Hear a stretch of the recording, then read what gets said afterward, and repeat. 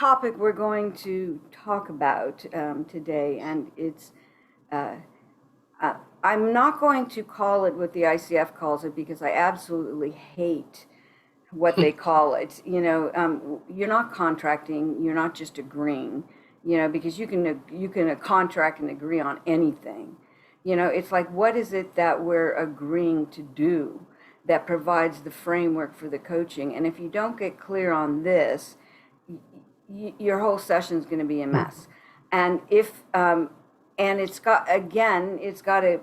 to track it throughout to make sure we're still on track. And then how does the final resolution relate to this? And even with the newest competency and the way they're defining it, they've even given more importance that the outcome, the picture that we're agreeing to, must not be vague. And that there has to be an agreement to the picture. What is it that you want that you don't have now? What is it, what I'm going to put myself in gallery. I don't like just looking at myself.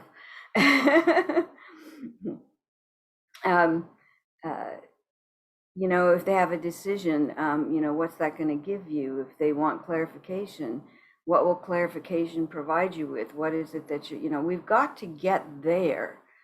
And I know Susan's going to agree with me that we were not taught this, and even to this day, because I work with coaches all over the world, and many of them that have been to level 1 training somewhere else, they're always like, well, my school didn't teach that. No, they don't. And what I have found is that this is an ongoing thing, that even if I teach it to you at the beginning of your coach training, there's not much of a context.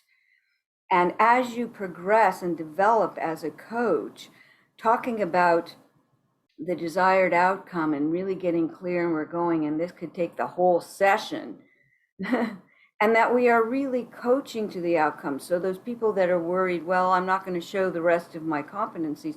No, you will show all your competencies in really trying to unearth what the person really wants. I know, Susan, what we used to call it, peeling the onion, and getting to what's there. But we were looking at that as what's the problem, not the pearl inside of what the person really wants that they don't have now. And so I find that even like this morning, I was talking to a group of people that are mentoring and supervising underneath me for the breakthrough coaching, all of them very advanced coaches. And, and I was sharing with them some of the things that I'm discovering and how I'm saying it now around this. And they're like, oh, wow, yeah, that really clarifies things.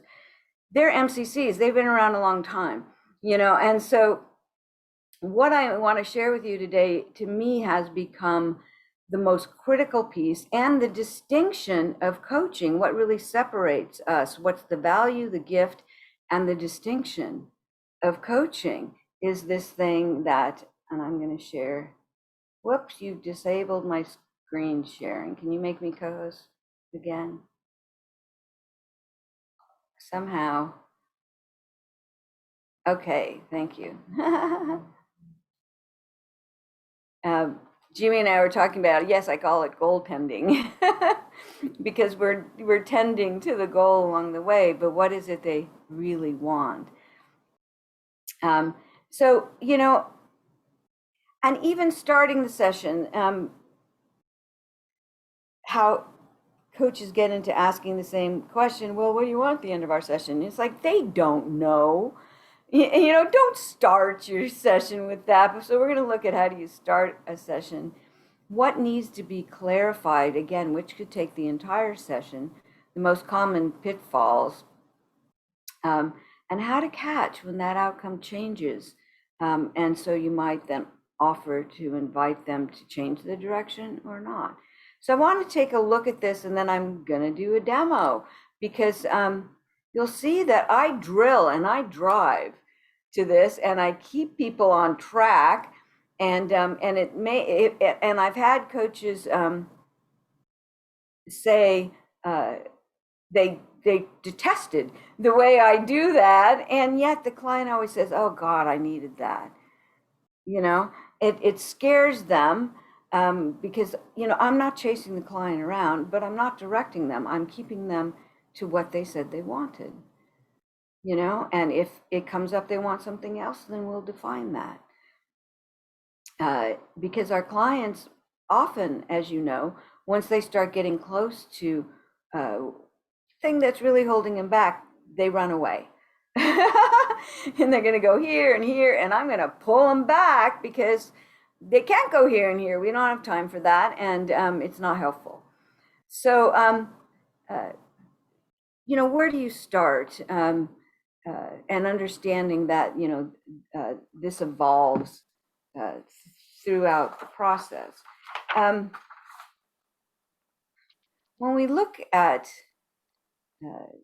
where we're going, again, they don't know what they want. They don't know what they want. They don't know what they need in order to move forward. And, you know, I love this from Alice in Wonderland. Well, if you don't know where you're going, any path will take you there.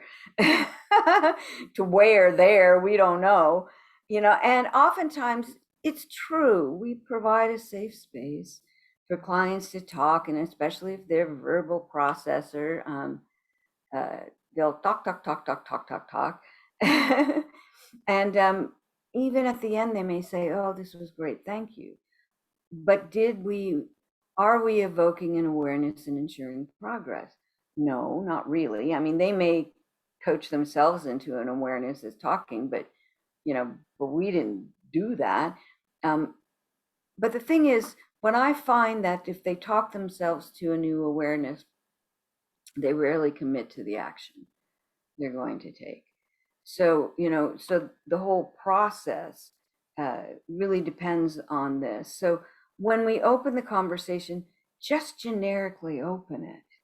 You know, so what's the challenge that you're facing, the question that's been on your mind? If they say, well, I don't know, you know, I don't know what to talk about. Well, what's come up for you in the last week, you know, that you were concerned about, that you were thinking about, that kept you up? Even the how would you like to use our time is fine, because all we're doing is opening up the conversation for them then to tell their story. You know, because that's what we're looking for. What's the story they're holding around the dilemma that they're facing, or the thing that they want to clarify or define for themselves? And it's within the story that they'll give you those clues of what they really want to create or change. And they may even say it up front. How many times I've heard clients say at the beginning of their story, well, what I really want is this. And then they go into this long story and the coach loses it. I'm like, well, did you hear what they said at the beginning? Well, yeah, but then they had all this other stuff. I always go back, okay, great, I hear what you're saying, but you did say what you really wanted is this. You know, is that what you want to look at creating? So, you know, we listen within the story for the pieces that we then can puzzle together with them to define the thing that they want, that they don't have now, or they want to shift or change so it serves them better. And it cannot be vague. We have to agree to that. So even if they say something like, I want to be more confident. Okay, so what does that mean to you? You know, define, you know, show me the picture of you being more confident in this situation. The agreement is we agree on the picture of what it is you want that you don't have now or you want to change. We must agree on that. This is exactly what it is that you want. And that's why I hate the word contract. I don't know word contract. I don't know. It just sounds, you know, like, you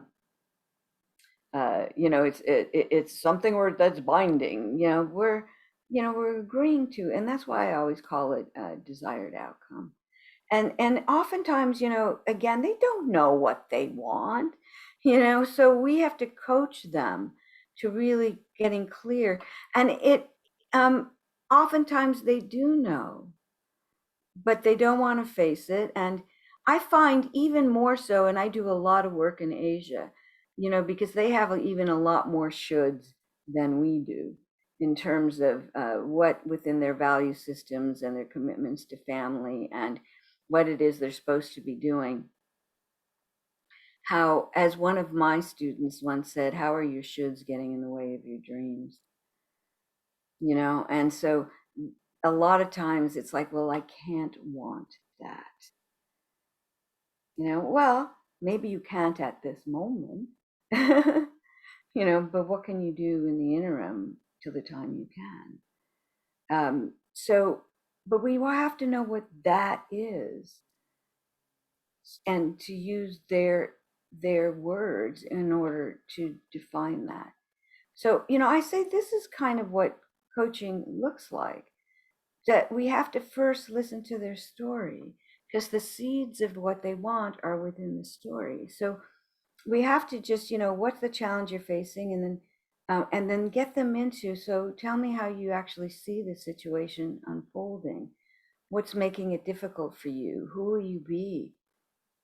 What will this give you if you resolve your challenges, if you clarify the situation, if you determine, what it is you need to develop in order to get where you want to go. This is even more important than the other things. What you are going to pull out, you don't go, it's not a linear process.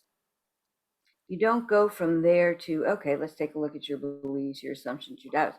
That's going to come up in defining the situation and helping them have the courage to say what's on their mind, we share some beliefs that seem to be creating a small frame, that maybe as they expand the frame, they can see more and articulate better what they want. Their needs, their values, their dreams, those are the things that come out oftentimes. And so even if you come to an agreement on what it is that they want to create, as you coach them, that's going to shift and change and expand. And that's why I say the more competent we get in coaching, the more we understand this. And still need to talk about it and revisit it and see how it impacts the coaching. Because that's as the ICF calls it now, the framework. Without the framework, and they even say when they define the new competency, if there's not clarity, if it's vague, then there's no framework and you don't get this competency. I don't care if you ask the questions, what's making this important to you? What do you need to address or resolve? It doesn't matter if you ask all the questions. If you're not clear on what this is, then you don't get it. And if you don't get this competency, you're not going to get many of the others, because this is woven inside all the competencies, and particularly evoking awareness, because you want to make sure, how does the awareness relate to what it is they said they wanted, and are the steps in ensuring progress going to help them to move forward toward that picture, or did the picture change? So if you're going to work on anything over time, this is the thing. So, I'm not one for question lists, but I think just looking at possible questions will help you understand what it is that needs to be explored in this. Susan, I often tell the story about, we used to remember that bookmark we got from Coach U that had all the questions on it, and how LBF would like close her eyes and point to a question and then ask that question. Well, we were just figuring out coaching in those days, but I like I said, I don't want you to coach from memory or a list. I want you to coach from this spontaneous interaction that's going on as you partner with your client. But just to understand these questions, do you see what I'm getting at? What is it? What does your desire look like when you play it out? What will be different for you? at that point, when you get what it is you want, what will that look like? What will your life, your work look like? How do you want your story to end? Who will you be? And this comes back to coaching the who.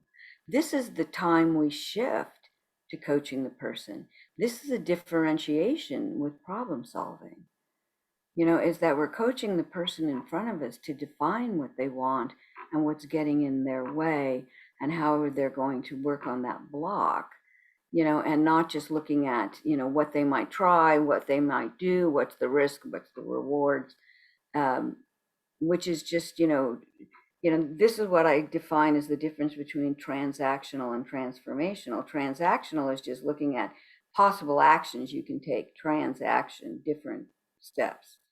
Transformational is a transformation, a changing of thought. And so what we're doing here is we're crystallizing thought, but breaking through thought patterns that limited how they think, and again, the ICF definition of coaching is a partnering in a thought-provoking creative process. So the whole lot, we forget that, when in focusing on doing the competencies, we forget why we're here.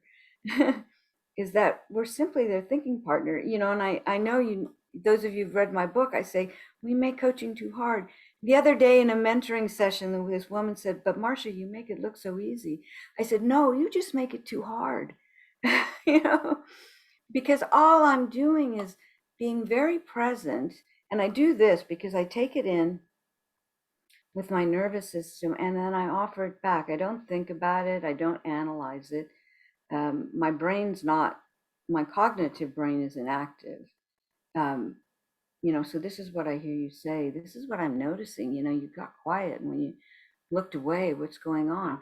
I'm just offering you what I hear and what I witness and having you think about it. So the question is a follow-on to the reflection, the observation. I believe the reflection and the observation is what shifts their thinking, makes them stop and think. And then the follow-on question, can help them crystallize their answer.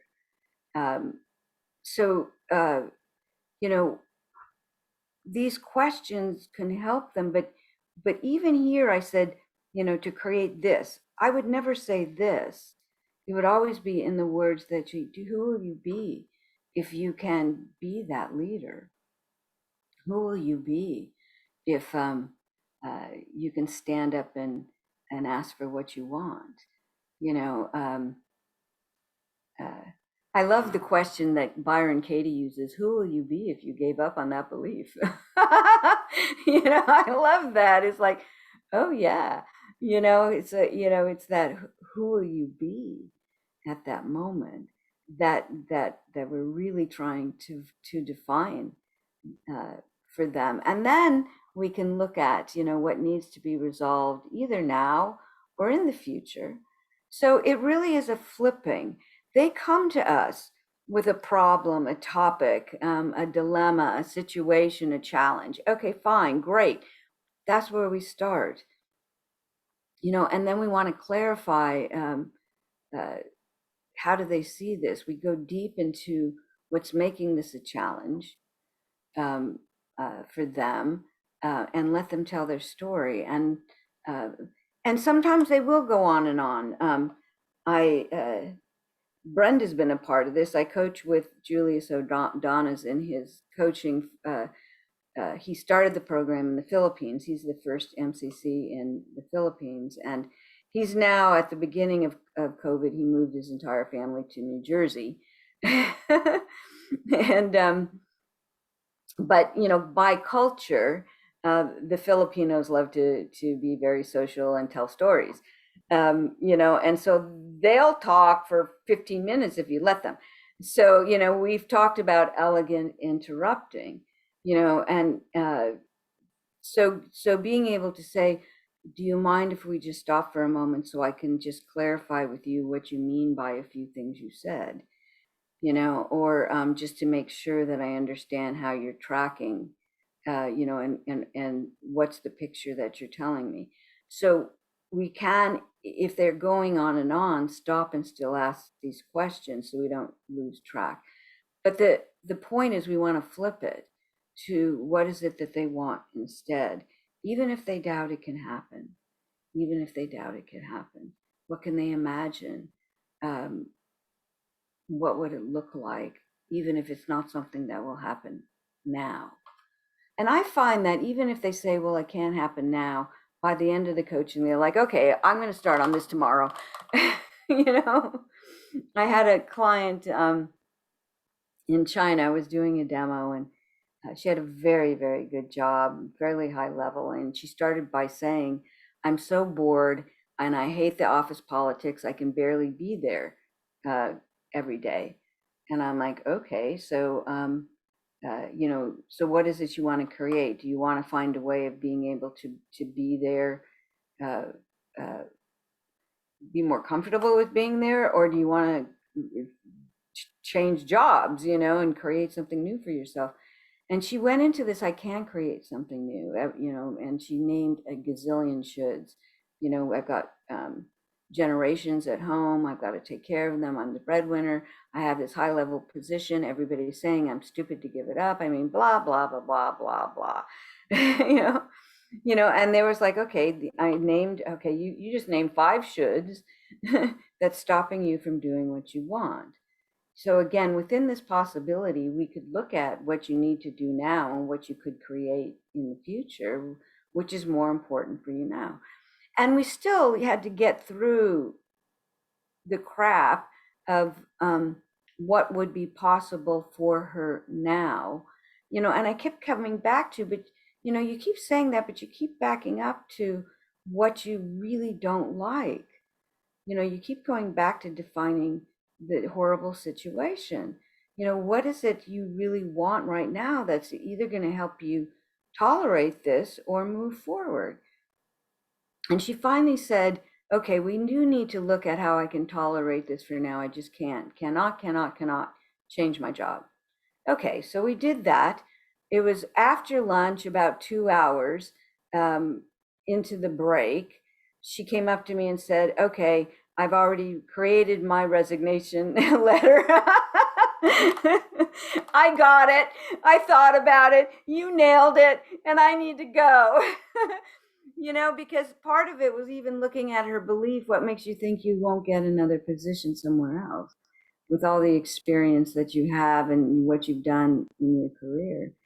And so sometimes those shoulds just have a death hold on them. So we call it out, and say, so, but what is it that we could work on now?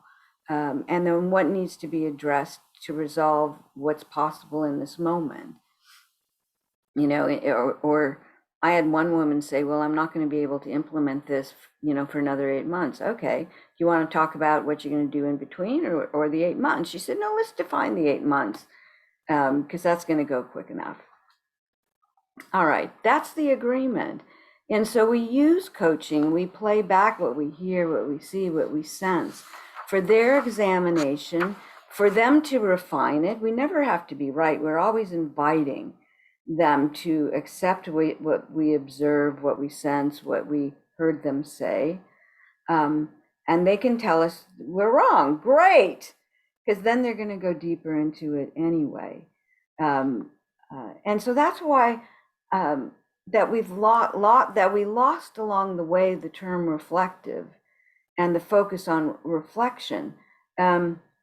Susan, I don't know if you've been tracking, but in on the assessor, the thread that's going on right now, isn't that fascinating? So we've been talking about all the assessors, that there's still stuff around. There's got to be this many questions, when we assess and all that. And all these people just rose to the occasion of like, no, reflection. If we're a thinking partner and what we want is a thought-provoking creative process, isn't not reflecting to their patterns of thinking, the process, not just the summary of what we heard them say, but what's it leading to, or what's the belief we hear that they're holding, or the assumption they're making about the future that they have no evidence for. which all of us are doing right now to try to stay safe, but we have no idea if the pandemic hasn't taught us that. So, so I use that word a lot. So what I hear you saying, or what I noticed, you got, I remember this time when I said to a client, someone I was coaching, I often use demos because I don't want to share personal things, and they give me permission. But, he was like just complaining about this employee, and then he looked away, and then he looked down, and he said something under his breath. If they ever say something under their breath, call it out.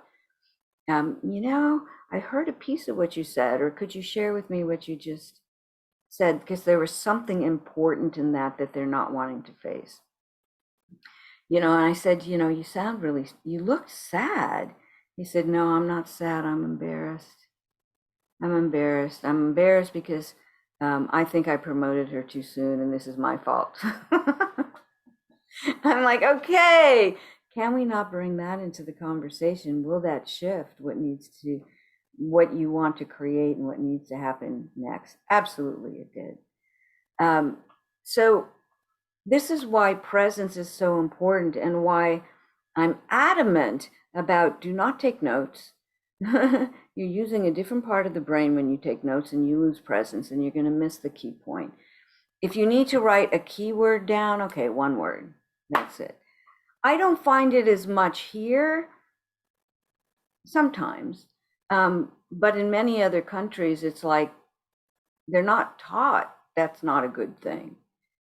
Like in Russia, when I was there live, I was like, put the notes on the floor. You're not present with them. All they see is the top of your head. Cut it out. And then they always say, wow, I was such a better coach when I didn't have my notes. So we need to do that. So it is a summarizing, but it's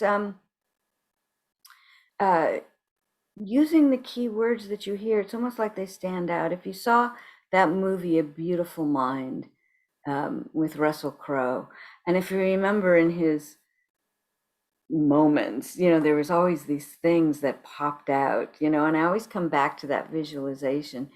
If you're really present, the most important things will pop out to you.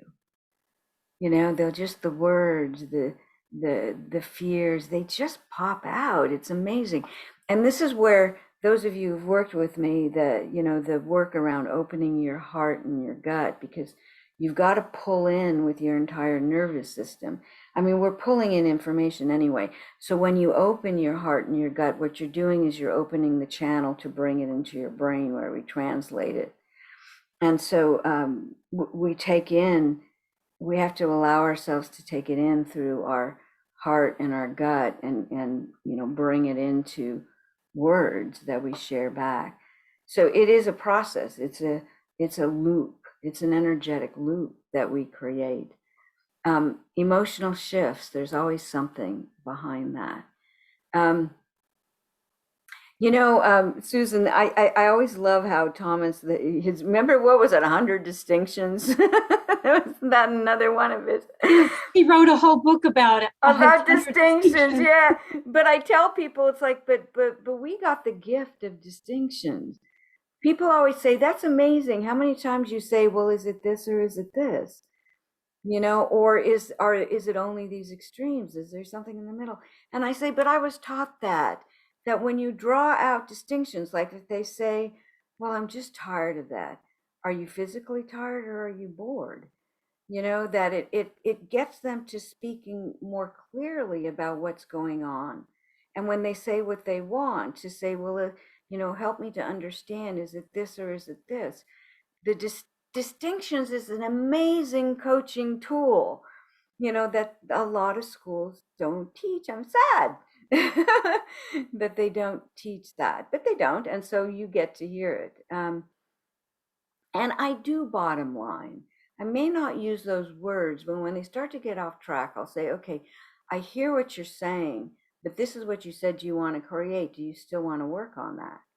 And like I said, they're going to go off track. This one woman I was doing a demo with, she wanted to talk about going back to work and feeling really strong. Well, what does that look like? Well, then she got into physical strength. Okay.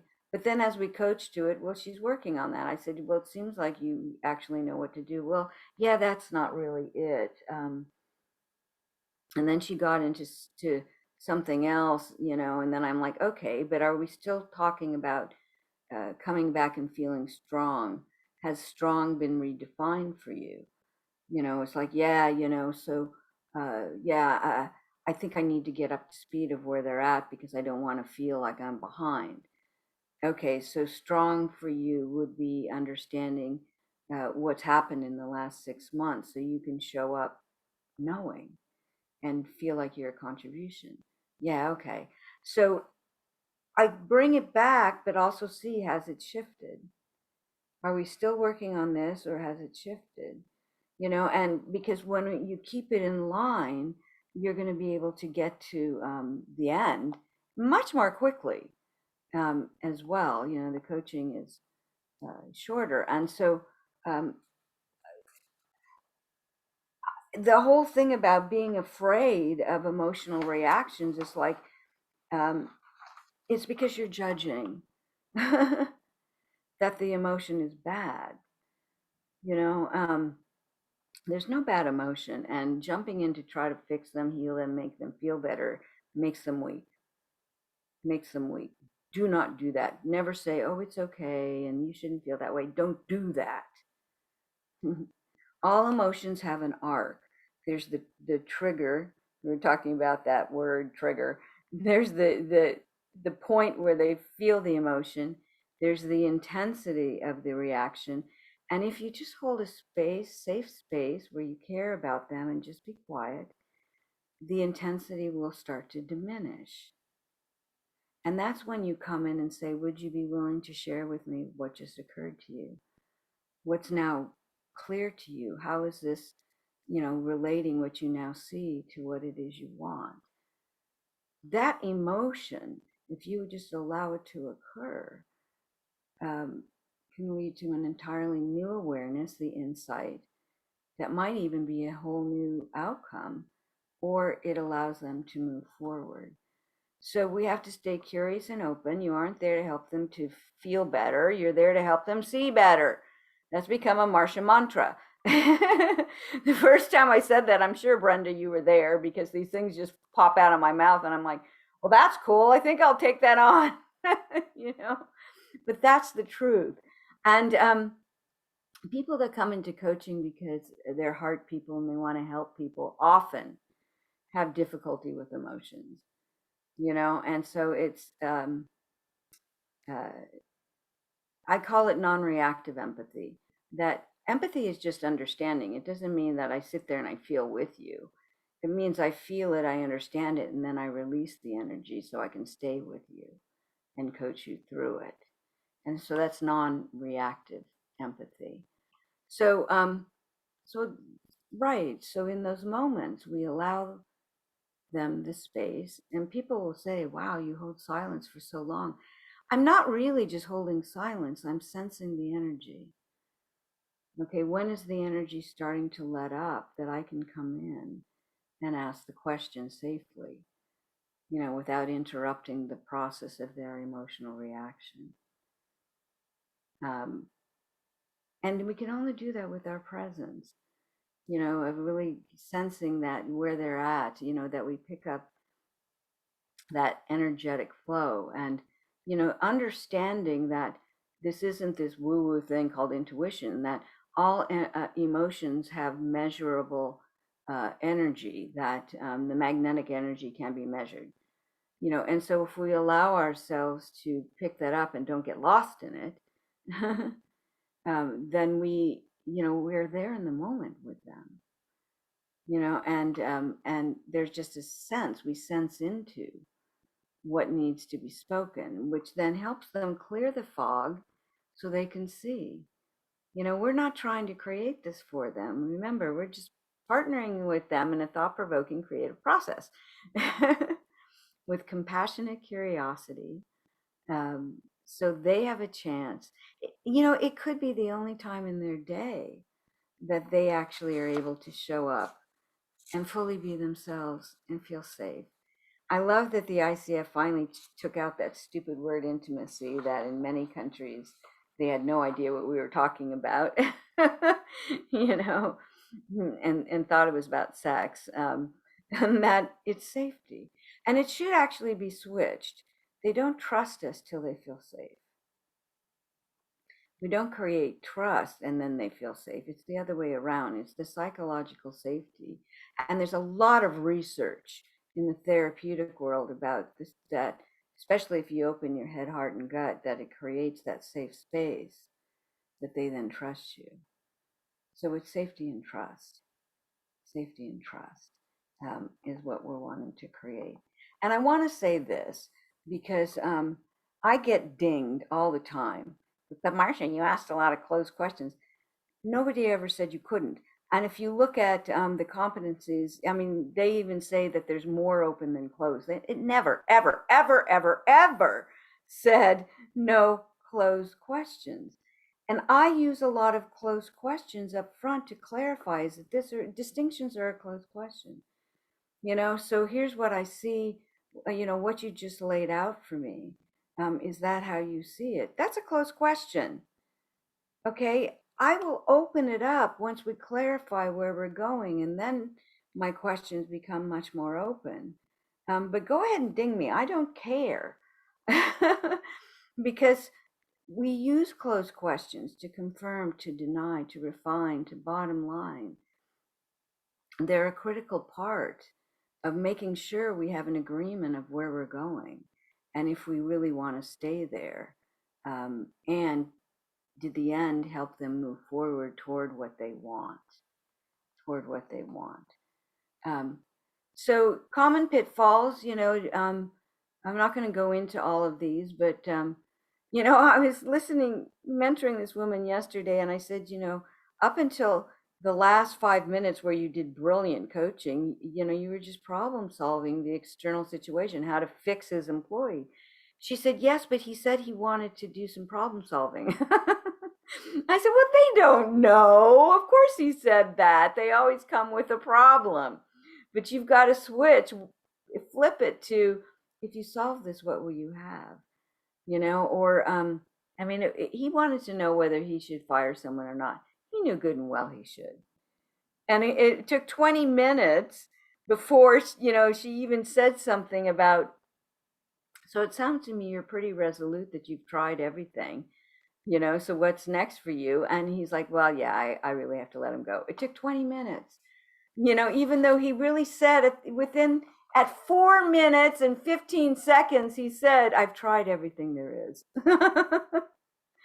You know, but she said, but he said he wanted to problem solve. I'm like, I don't care what he said. That's just their language. And please don't have a sense of urgency of moving forward. Like I said, the outcome could be the entire coaching session, and you're coaching. So it's not like you're not demonstrating the competencies. You know, don't need to, okay, this is what we're going to work on and then move forward. This could be the entire session. And then we notice when it shifts. And this is a part of the competency. And I'm looking at the time and I want to do the demo, but there's so much I want to share around this, you know, because it's so important. But this is a part of it. Notice when it shifts and changes, and just invite them to choose. Do you want to work on that, or do you want to work on this? What's most important to you here? And then always, when they have that light bulb moment, it could come at 5 minutes, it could come at 20 minutes. Get them to articulate it. If they do not articulate the awareness, it will not last. It doesn't it must be put into words for it to imprint in the brain. So if they say, oh, okay, I see it now. All right, I know what I need to do. You still have to back them up. Could you share with me what you now see? Don't let them go into actions till they articulate the awareness. And don't wait to the end of the coaching to say, so what'd you learn in this session? It's a waste at that point. You ask it as soon as it shows up and then move into action. So even if they start to lay out a plan, just say, could we just stop for a second? I still want to know what it is you saw, or what's emerging. What did you learn that you're basing your actions on? You can back them up. It's okay. But they must say it. So again, a new awareness may change the direction of the coaching. Um, uh, and I know you've seen this and didn't know what to say. Just call it out. So it sounds to me like there's something else that's just as or more important right now, or something critical for you to look at. Do you want to shift that, or do you want to stay on this path? You just invite them to choose, and know this can take the entire session. And I've often see that. So this is the thing that I have, that what do you want? What's getting in the way? What it is you really want, as you pull that out, what's getting in the way? What do you really, really want? Because they don't know. So we zoom out, we keep the whole thing in perspective. Yeah, what it is they wanted, but what's the context of this that the story is residing in. And so what they give us is going to have a meaning within the context. And sometimes that's harder to hold, because we're listening in as well. But the more present you get, the more you'll pick this up. And then always, when they say what I really need to do, what I really want, and if they show an emotional shift, reflect it, reflect it, reflect it, reflect it. Critical pieces. And the shift in direction could be the shift that they need. Even if the shift comes, like if you only have 30 minutes for the coaching and the shift comes at 29 minutes, you still want to call it out and say, what do you want to do with this? So, okay, wow, you just had this realization that, this is what the most important thing for you to look at is that you're holding yourself back from being the leader you want to be. I see that defining leadership for you is really critical. You want to make that the topic of your next session. Is that something that you want to explore in some way between now and then? Still call it out. Don't worry about time. Don't worry about time. And then always get agreements about what you notice, and invite them to choose the direction they want to take now. I love this. A dear friend of Susan, Harriet, introduced me to Jeff Foster. And his poetry is amazing. And he has a lot of poetry on presence. And I love this, that don't make coaching a rush to the end. Stop trying to get there. Stop rushing to the future.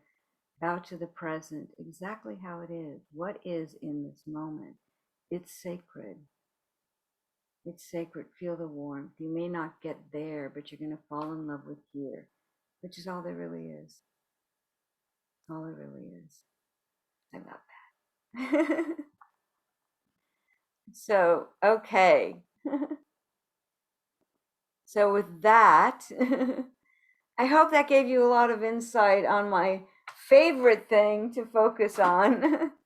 And always seems to be the thing that people have the most trouble with. Even, coaches that have been around for a while. It just takes some work, to really get this. And I always said, practice, practice is about deepening of presence. And this person said, no, practice makes you competent. We practice the skills, but presence is something that we can be with every day. So, okay.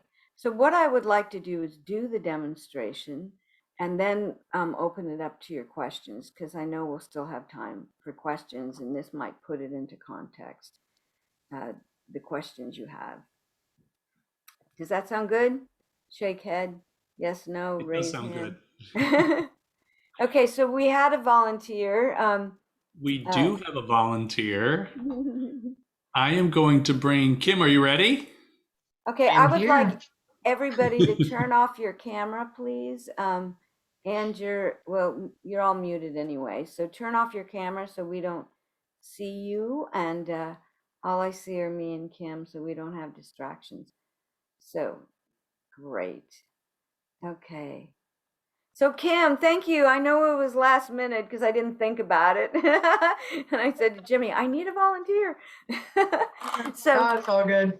yeah. But he said you actually had something that you wanted to explore. So could you share a little? Sure.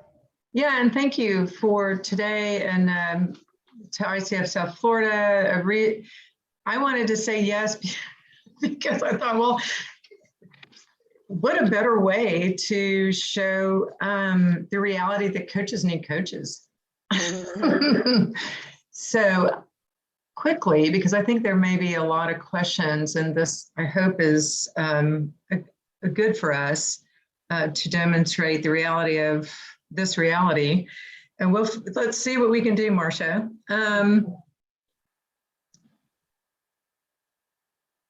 I have a decision to make, and it's coming soon. It's coming in a couple of weeks. Mm-hmm. And the reason that the decision feels extremely murky is that it looks like a decision that may or may, I can't figure out if it gives me what I want on the other side. So many things have been changing. Oh my goodness, I'm getting emotional already.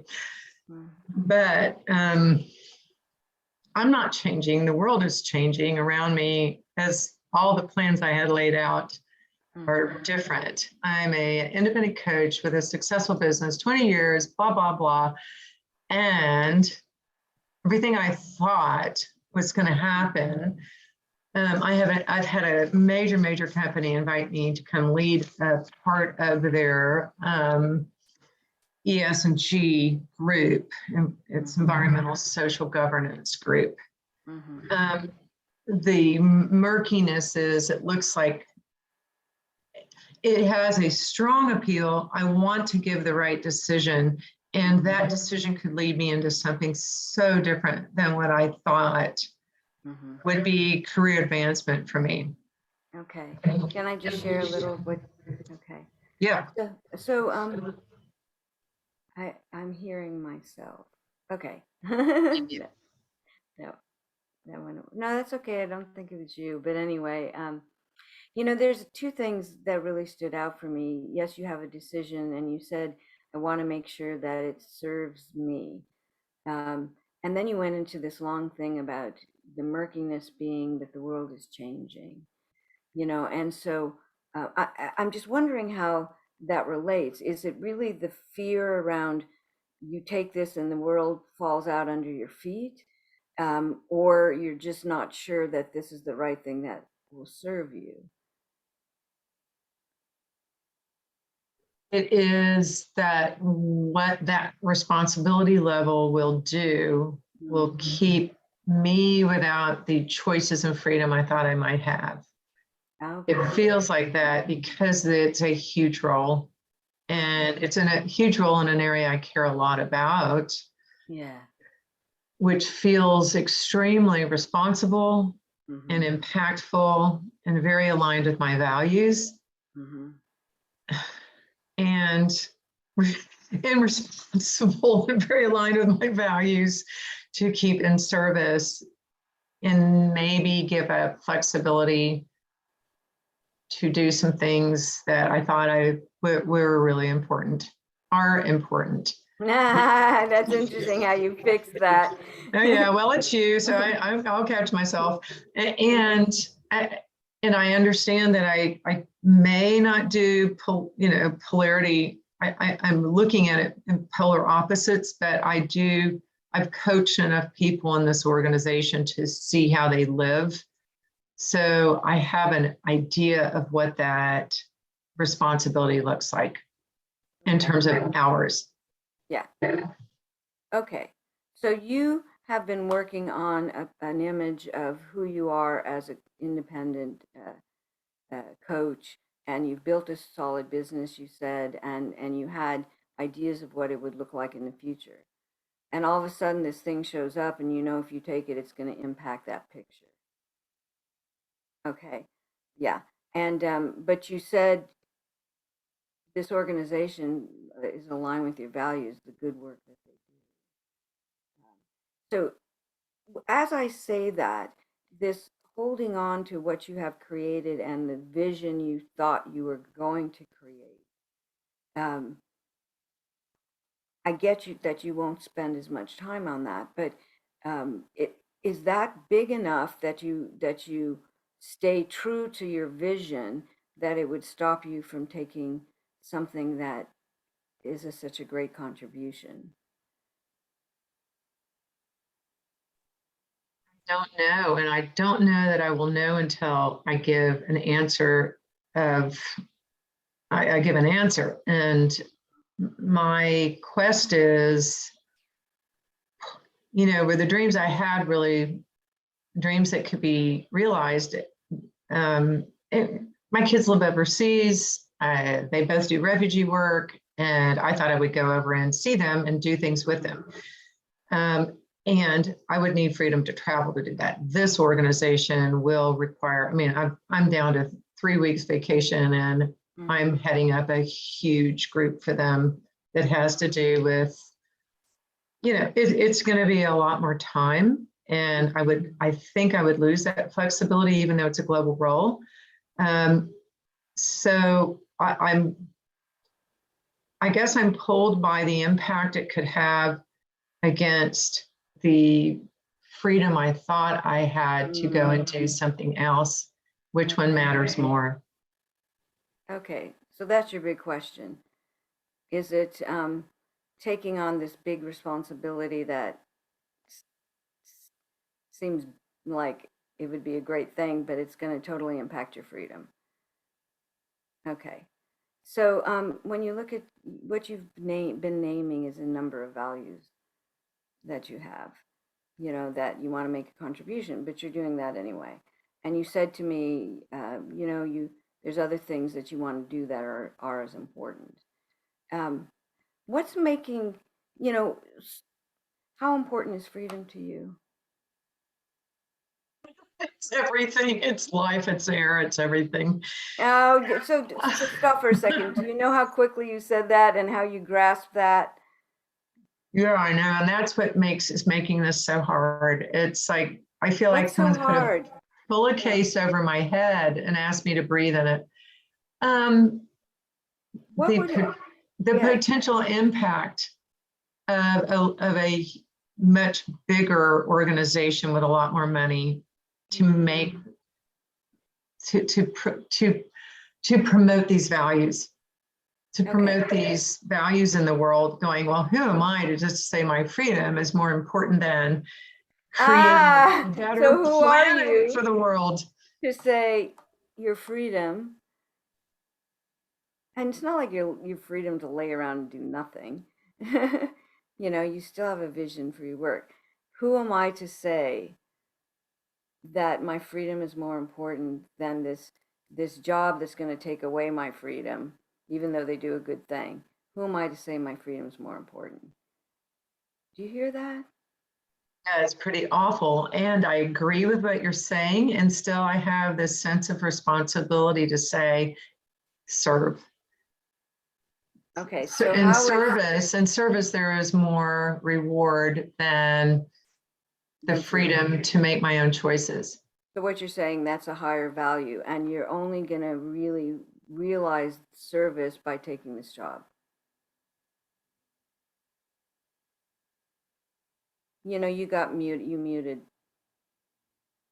I can have a lot of service without it, which is how they actually identified me, but it would be multiplier. It could be multiplier effect of that service. Okay, it could be, and it's going to be take away your freedom, and you're going to be busy. Okay, you have service over here that you do at some level. You have possible global service over here. All right, and you said service is even more important than freedom. Ah, look at you. Look at that hesitation. Okay, you've got a conflict of values, Kim. I get it. That's what's paralyzing you. Yeah. What do I do? Flip a coin? Okay, Anyway. so tell me,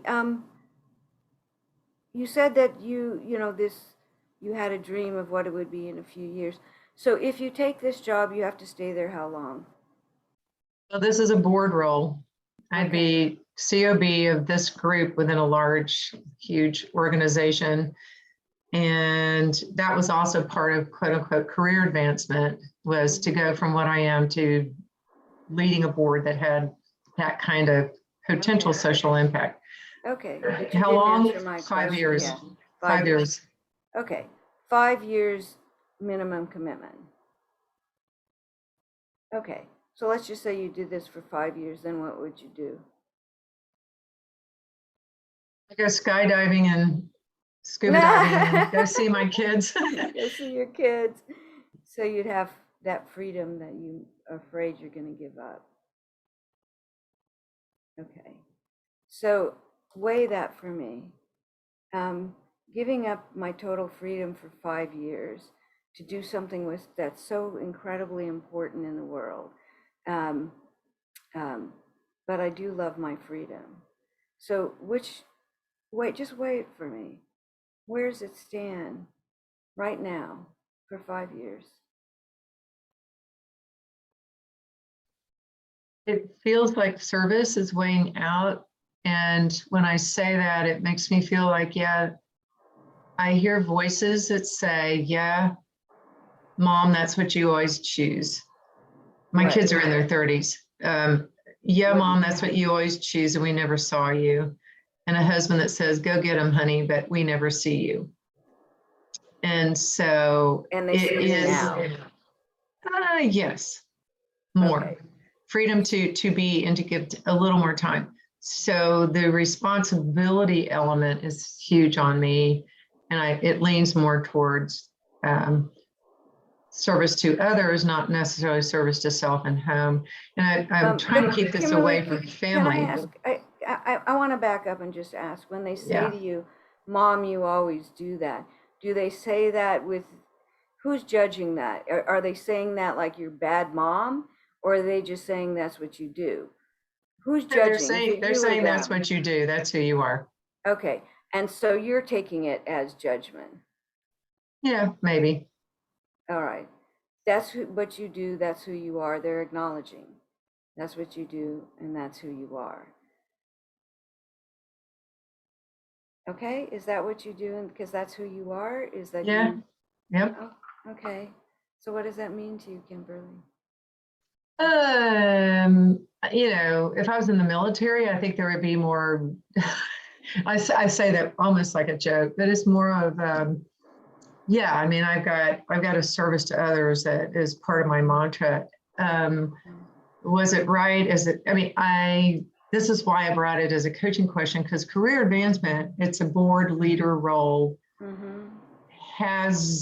but less important is that, and more important is probability of impact. Okay. If I give up a few trips, can we figure it out otherwise? I always think we can figure it out, but then that always says you've got tomorrow to do that. Okay. I am not a believer that we always can count on tomorrow. So that's anyway. True. Yeah, but let me just share with you what I heard you say. Okay.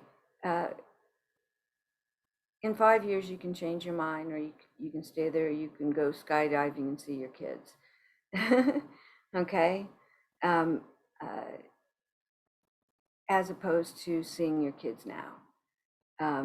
But you keep coming back to this huge impact that this could make.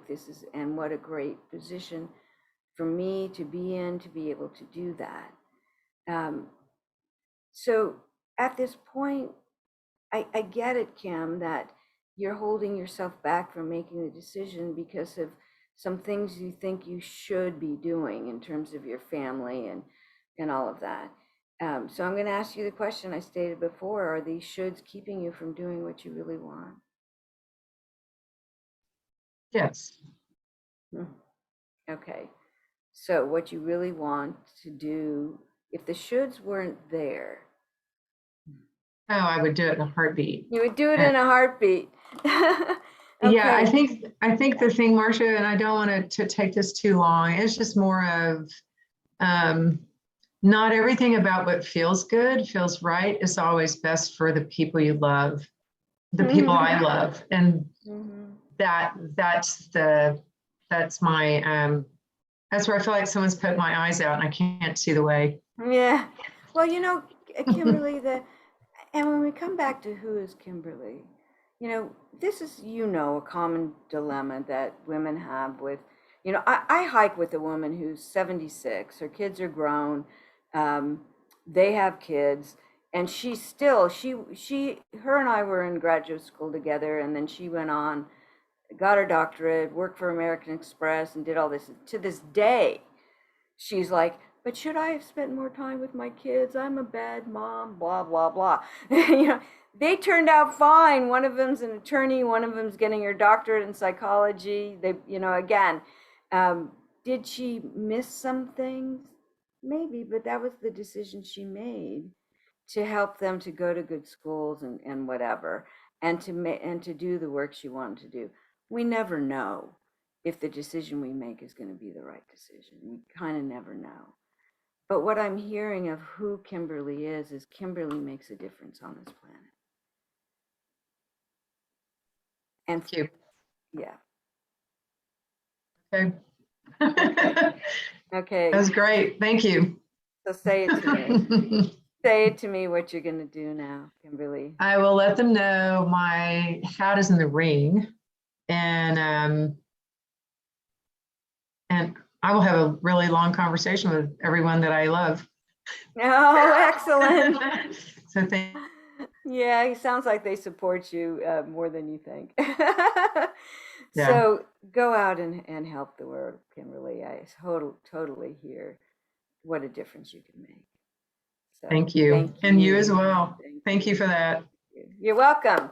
Thank you Yeah. for being here. Yeah. Thanks, Okay. Judy. Yeah. Okay. So we're going to talk about you, Kim.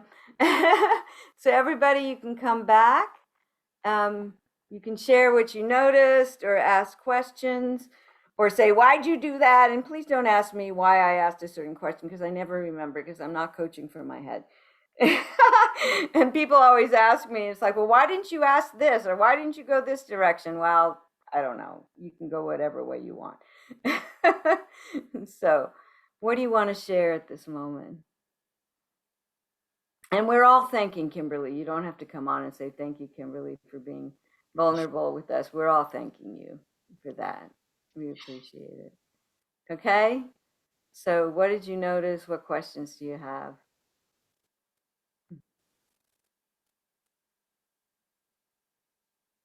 Nobody has a question. It was just thank you, Kimberly, for being so vulnerable. Even though Marcia said we said thank you. Yes, thank you. Okay, and share with me something that stood out for you then. Oh, Alex, you've got a question. Go ahead, Alex. Okay, Come off mute. good. Go ahead, Alex. I don't know if here. I'll see if I can help you unmute. Can you hear me now? Yeah. There we are. Okay, perfect. So, what is the ideal balance, if there's an ideal balance, between coaching the person and coaching the problem? Well, I suppose that is defining that. We're always coaching them to resolve their problem. If that's what they bring, a challenge or a problem. So that doesn't go away. So I felt that I was with Kimberly in her thinking process around the dilemma she's facing. So in my mind, she shared with me specifics about the job, but I never asked her to do that. She just shared them, and what it was going to take up and whatever. So I never really asked her for specifics about, what's the day going to look like? What are you going to be doing? I didn't even ask her the title. She offered that, So I don't feel I ever got into really defining. I was just really looking at defining her perception and what was the murkiness and what was the shoulds, and the value conflict that she was dealing with, and really getting into what's really most important to her. What is it she's not facing? So I felt I was coaching her um, throughout this. So I don't think, I wouldn't say balance. When I say coach the problem, then we're not talking about the person. Then, like I was saying with this mentoring I did yesterday, for 25 minutes, he talked about this other person, how to change an employee, when frankly, every time I've ever coached a leader around having a difficult conversation, it's never been about what they're going to say or what they've tried. It's always about, I don't want to have this because what if they think I'm a bad leader or they don't like me? And being a tough leader. And I want to say this, according to the research, it's even harder for guys to have those tough conversations than women. It's like, especially if you've brought up kids, you've had tougher conversations, and we have them with our friends more often. And that's just what the research says. So I'm hopefully that didn't sound like a biased comment, but that surprised me when I even came up on the research, that being uh, seen as a good guy, often gets in the way. So I said to her, you just didn't get into who is he as a leader? How does he see leadership? What is his responsibility in this? Still focusing on what's he going to do with this employee that makes promises and doesn't do it, and it hasn't been committed for years. So if you stay with the person, you're coaching the person, but it's always around the problem that they're facing. Does that make sense to you, Alex?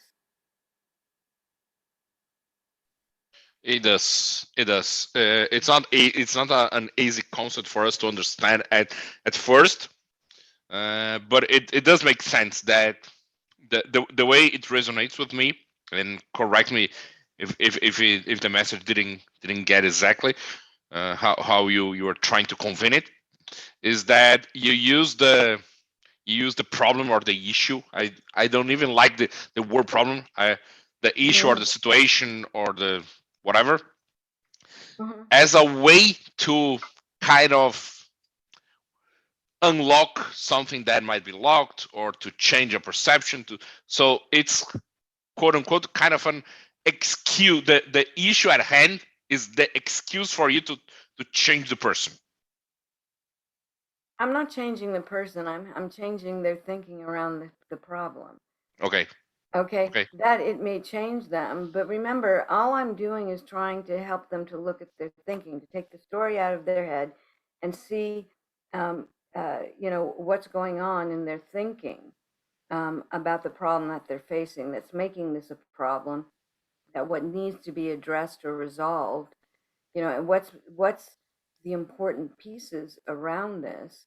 And I have to say that wasn't even clear about the desired outcome, other than she wants to make sure she's making a contribution on this planet. That was the key to me around the decision she needs to make, is what does that mean? This being, that's what gives her meaning, is that contribution, and so my exploration then was around, what is it that you feel that you're contributing to? Well, she's got a lot of things there, and but it's about the thinking that they have around the problem. I'm not trying to change the person in front of me. That's not really coaching.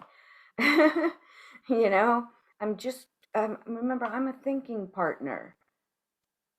That's the value I'm giving them, because we cannot examine the whole thing about coach myself. No, you can't. And the more emotions you have around a situation, the less likely you're going to be able to examine your thinking on your own. And this, I'm not saying this because Marcia thinks so. There's a lot of research around what in neuroscience they call it a thought disruption. That that we get stuck in our thinking patterns and we see things certain ways and we can't see beyond that, or we get stuck in that dilemma like Kim was when she brought this. And I'm just wanting you to take it out of your head and look at it in a way you can't do for yourself. And let's explore it together. That's the value I give her, because she can't do it herself.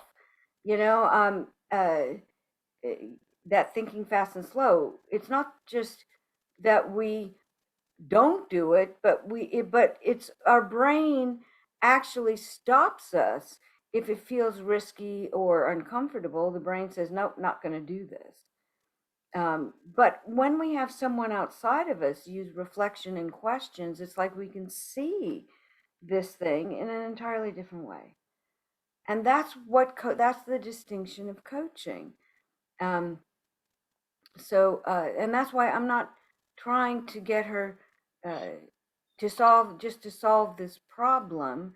I want to help her see how she's thinking around this problem. Right. Lovely concept. This for changing the thinking around the topic. Thank you so much. You're welcome. You're welcome. Marcia, Marcia. or Marcia. I'm It was Marcia. fascinating. It was fascinating to me how you were able to identify the clash of two values, right?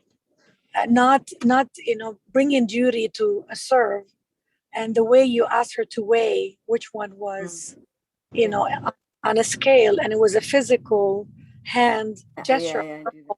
Yeah. Right. And how immediately Kim clicked, because Kim is a person I love and appreciate, and I realized this is so important, and you were able to do it without knowing who she is. So that's very powerful. Well, and thank you for that. And I don't always do that, but conflicts of life values, again, are often paralyzing. And we often don't want to admit to the one that's actually more important over the other thing that's important as well. And so that's where okay, let's get visual with this. Just weigh it out for me. Which breaks through that they're both important. I don't want to give up one for the other. And Kim, you actually said at some points it's like a polarity. Well, it is in the sense that it feels at this moment that it's opposite. I don't know that it's fully opposite. Yes, I see that you're going to have to give your life to this. But I think also the critical thing was like, well, for how long? Because we're often like stuck in this is what I have to do. For how long? Forever? And she said 5 years. Well, 5 years is going to go like that.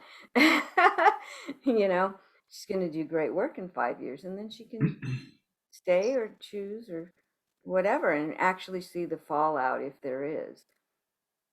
And if something big were to happen in her family, I'm sure she could still make a decision, to handle that if that's the case, if that's needed.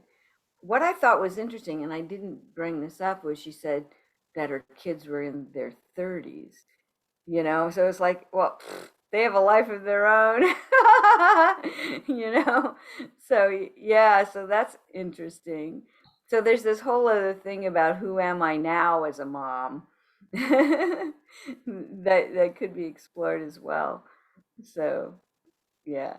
I had a client. Let me just quickly say that her husband was an artist, and company she was with moved to a number of different countries, and her daughters were now teenagers, and they wanted her to get an MBA, and she was in Denmark, but she'd have to travel to the US a lot, and she was so afraid that it was going to disrupt the family. I'm always moving them, and now I want to do this, and so I'm not home much. And I said, so is that what they told you? Well, I haven't asked them. And they're like, oh, Mom, how cool. We could do homework with you, and, and go to school with you, and, see what you're learning. And so she was making an assumption that it would be totally disruptive and then when she finally did graduate, I wasn't coaching her, but she sent me a picture of her two daughters on either side of her, and she's in, her cap and gown, and yeah. So that's a part of it, Kim. It's like, no, we don't know what's going to happen tomorrow, but we really don't know what the impact of our decisions are going to be either. So yeah, interesting. Okay, I interrupted somebody. No, that's all right. I wanted to bring Shannon on. Okay. She had her hand up for a while. Yes, thank you so much, Marcia and Kim. I wanted to just point out that at some point Kim said, I don't want to make this about family. And Marcia, just, you like kept going with the question that you had in your mind, which I thought was kind of interesting, right? Because a lot of times we're trained to like, you have to stick with the client's agenda, but the way that you were able to like keep going with your question, Marcia, you helped him to see that it was not that her kids were actually judging her, it was that they were acknowledging her for the fact that who she is someone who makes a good contribution. And so I thought that was a really subtle but important distinction of like what kind of what you just said about, is that what they actually told you with your other? And she was making an assumption. And what I explored is when they said that, was their judgment in it, and so she said, well, no, not really. Right. I'm like, so who's judging that, them or you? That was great. Yeah. Thank you. Yeah, you're welcome. Okay. All right. Well, we only have, 3 or 4 minutes left. So Marcia, thank you so much for this. This was amazing.